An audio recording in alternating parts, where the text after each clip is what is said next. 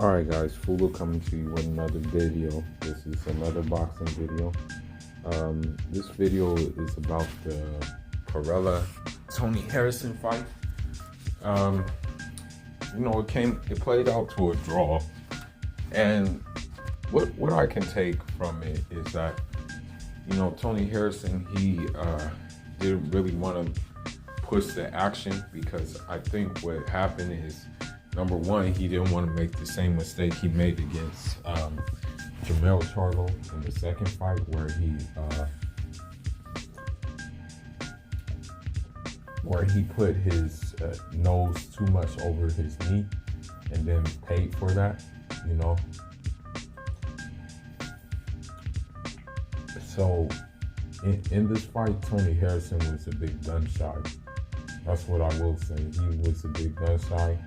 He was trying to be precise. More than anything else. If you were to give the fight, if you were to choose the winner of the fight based on activity, then you would have to give it to the Perella guy, because the Perella guy was, pushing the action more than anything. He was throwing more flurries and stuff like that. And so you can say that he had, in the activity department, he definitely won the fight. In terms of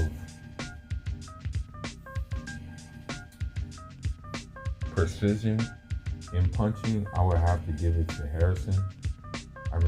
Even after the fight, Perella's face looked like a blueberry muffin. So I can say that Tony Harrison got him there in that fight. Now, I guess without making or overly defending Tony Harrison, number one, again, he's coming off from a long layoff. Number two, he's coming from getting knocked out. So you never know how fighters are when in their previous fight they got knocked out. So, going into this fight, they may be going into their next fight, they may be a little bit cautious about pushing the action. And I think this was the case with Tony Harrison. I just think that he was a little bit cautious in pushing the action, for the simple fact that in his previous fight, he got knocked out. Now, another thing that I try to keep in mind with Tony Harrison is the fact that this is the first fight that he's working under a new trainer, due to the fact that his father, passed away. His father transitioned, I believe his father transitioned from the COVID-19. So with that being said, that could have something to do with his performance in the fight. That could have something to do with activity in the fight.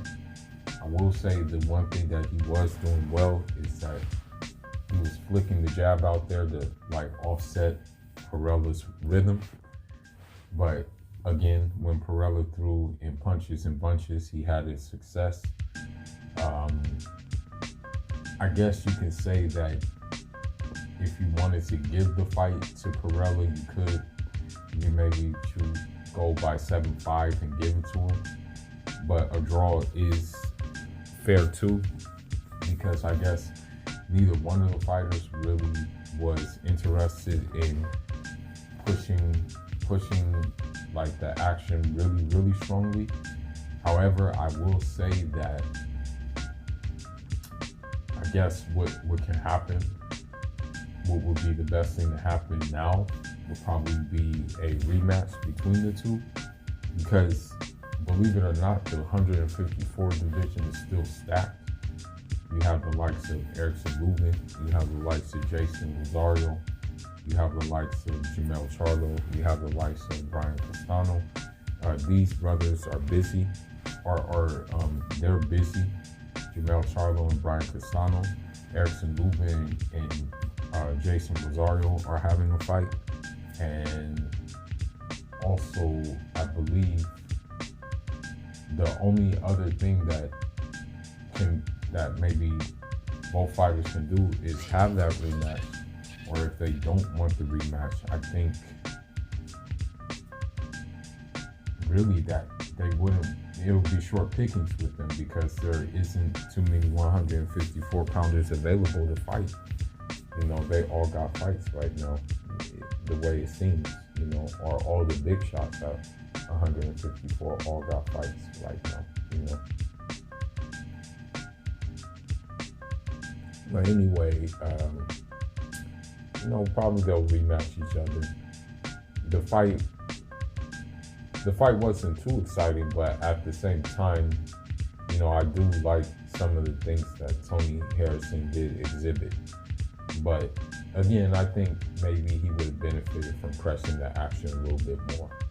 But anyhow, it's still cool. It was still a good day of boxing, good night of boxing, whatever you want to say. There is also another guy, but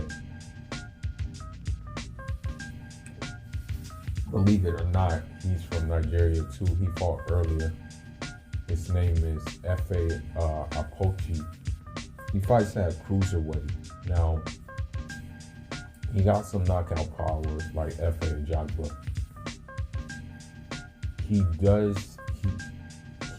did do the job. He did get the guy out of here. But I think he would benefit more from some footwork and also some drills in terms of using angles and stuff like that. I'm going to be honest. I'm going to be straightforward that the African style of fighting or boxing is very much akin to the Mexican style of fighting, where you just come forward and like seek and destroy type. Many Africans fall into that category. That's why it's refreshing, because of the simple fact that, Demetrius Andrade, he is of African origin, although he has American nationality. He's Cape Verdean. Cape Verde is in Africa. It is refreshing to see another African fighter to exhibit the kind of boxing, you know what I mean? Instead of just come forward, seek and destroy. Now, another thing too that I appreciate is that I wouldn't call them, at the same time they are pretty much African, but they're just on a different island, in a different hemisphere basically. But Cubans fall into that category too, where they box and, just are very technically sound fighters, very skilled fighters. So, and they're black too, as I said. For the most part, most of the Cubans they're either black or they're mixed, like with mulatto or something like that. But the African style, though, there's a lot of fighters who fall into that category. F.A. Apoche would be one of them. And then you have Richard Comey, he would be another one. And then you have F.A. Jagba too. But I think F.A. Jagba, for the most part, though, is falling in love with his power. But, God willing, he'll learn how to box too. But anyhow, this is just a short video about the Tony Harrison fight. I guess it's back to the drawing board. And I guess it's him getting comfortable with his new trainer as well. But anyway, that's all I got for now.